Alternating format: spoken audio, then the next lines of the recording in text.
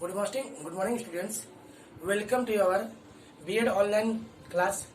आज के teaching of science class में हम लोग विज्ञान शिक्षण के ध्येय, जिसे हम लोग उद्देश्य कर सकते हैं, तथा प्राप्य उद्देश्य के बारे में चर्चा करेंगे। इसमें से पहले हम ध्येय के बारे में चर्चा करेंगे, उसकी अगली कक्षा में हम लोग प्राप्य उद्देश्य के बारे में करेंगे। शिक्षा के द्वारा व्यक्ति अच्छी आदतों, गुणों और भावनाओं को ग्रहण करता है। भिन्न भिन्न प्रकार की आदतें, गुण आदि विभिन्न विषयों द्वारा प्राप्त होता है।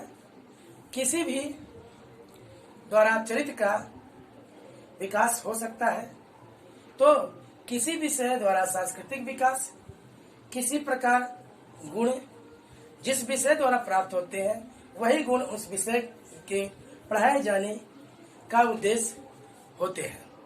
इन उद्देश्यों की प्राप्ति के लिए अध्यापक को कई छोटे छोटे लक्ष्य बनाने पड़ते हैं, जिन्हें सामान्य उद्देश्य या प्राप्य उद्देश्य कहते हैं। उदाहरण के लिए, यदि हम विमान द्वारा विज्ञान द्वारा विद्यार्थी में अनुशासन स्थापित करना चाहते हैं,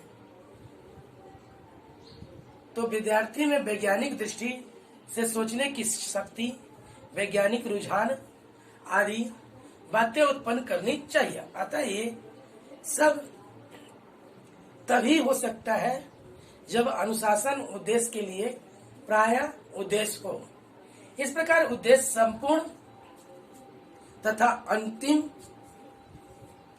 है, अर्थात हमारा प्रधान लक्ष्य ही उद्देश्य होता है।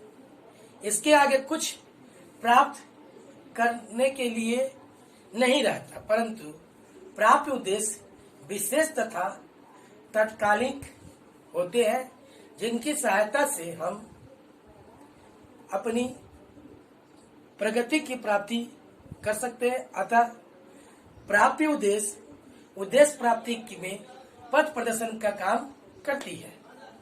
उद्देश्य की जरूरत क्या होती है? What is the need of M?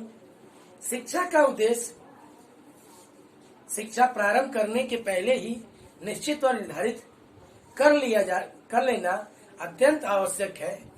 उद्देश्यहीन विद्यार्थी उस यात्री के समान होता है जो यह भी नहीं जानता कि मुझे जाना कहाँ है।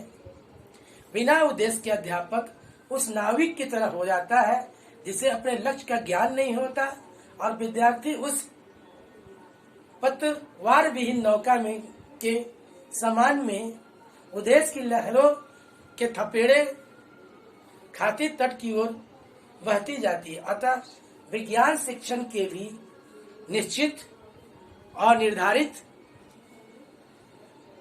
करना अत्यंत आवश्यक है।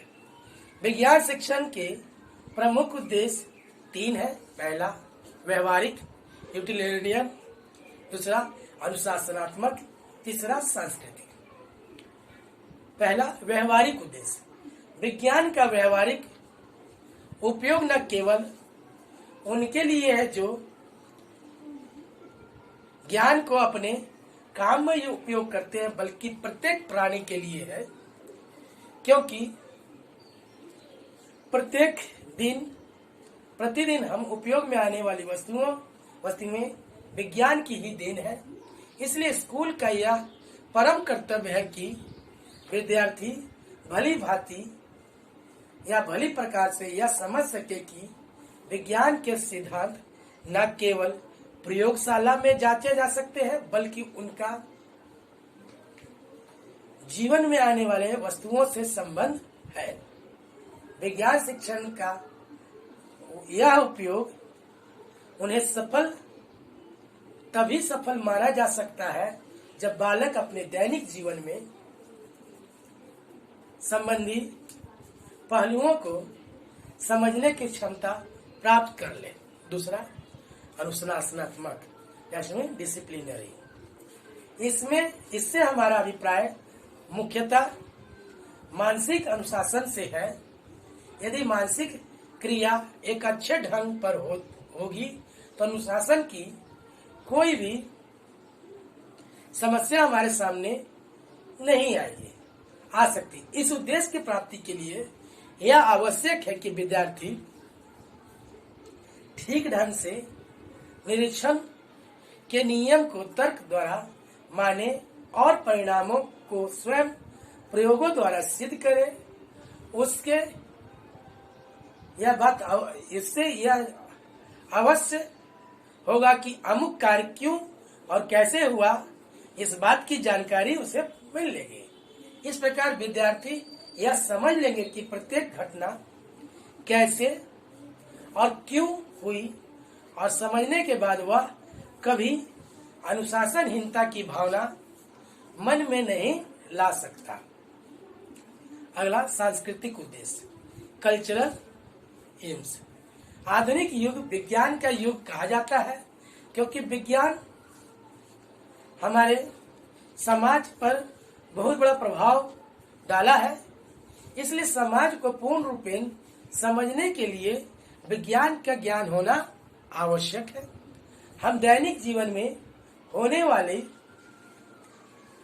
बाधाओं को, जो कि विज्ञान के खोज पर निर्भर करता है, या शाखाओं को भली भांति समझ सकते हैं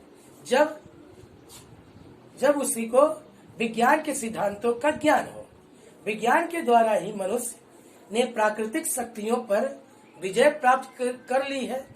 मनुष्य जाति की उन्नति जो विज्ञान के द्वारा हुई है, उसका भी होना आवश्यक है। इसलिए अच्छे नागरिक बनने के लिए बालकों को वैज्ञानिक सिद्धांतों से भली भांति परिचित होना आवश्यक है। उनको इसका ज्ञान अधिक न हो, परंतु वैज्ञानिक ढंग पर होना चाहिए। उदाहरण के लिए वास्तव में यह उद्देश्य की पूर्ति के लिए विद्यार्थियों में किसी काम को बिना सिद्धांत के द्वारा मानने की प्रवृत्ति उत्पन्न करना है। इस प्रकार की मानसिक आदत प्रत्येक के लिए दैनिक जीवन की समस्याओं का समाधान करने के लिए बड़े महत्व की काम करती है। किसी भी वस्तु को बिना परीक्षण किए तथ्य मानना ठीक उसी प्रकार है जैसे कि जंतु प्रत्येक घटना को सही या नहीं समझता है, तथा उसमें इस बात की चेतना नहीं होती है कि वह स्वयं प्रयोग द्वारा उस तथ्य को सिद्ध कर सकते हैं। इसलिए इस उद्देश्य की पूर्ति में हमको दोनों बातों को ध्यान में रखना होगा। एक तो परीक्षण के किसी तथ्य की पुष्टि की जाए, और दूसरी बात कि जिस विधि से उसकी पुष्टि की जाए उसकी एक आदत भी पड़ जाए। इस प्रकार दैनिक जीवन में होने वाली घटनाओं को हल करने हेतु इस विधि का भी ज्ञान हो जाता है। हम रिपीट करते हैं कि हम लोगों ने क्या पढ़ा है। आज हम लोगों ने उद्देश्य की आवश्यकता के तहत व्यवहारिक उद्देश्य, अनुशासनात्मक उद्देश्य और सांस्कृतिक उद्देश्य पढ़ा है। अगली कक्षा में हम लोग प्राप्य उद्देश्य को पढ़ेंगे। धन्यवाद।